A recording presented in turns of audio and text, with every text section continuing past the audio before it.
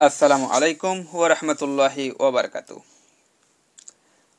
Islamic critical এই সিরিজের পঞ্চম এপিসোডে আপনাকে স্বাগতম। এই এপিসোডে আমরা আলোচনা করব ইসলাম এর পরিচয় সম্পর্কে।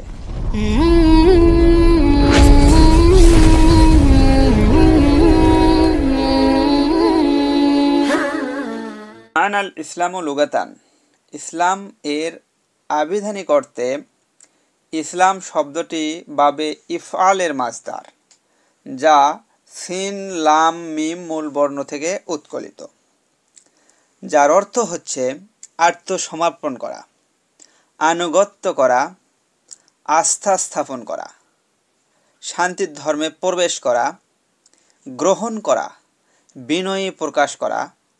ইংরেজিতে বলা হয় সারেন্ডার। মানাল ইসলামু শরআন, ইসলামের পরিচয়ে পারিভাষিক অর্থে আবুল বারাকাত নাসাফি রহমতুল্লাহ আলাই বলেন, আল ইসলামু হুয়া তাসদিকু ওয়া ইকরারু বিল্লাহি তাআলা কামা হুয়া ওয়াকা বিইসমাইহি ওয়া সিফাতিহি ওয়া শারাইহি।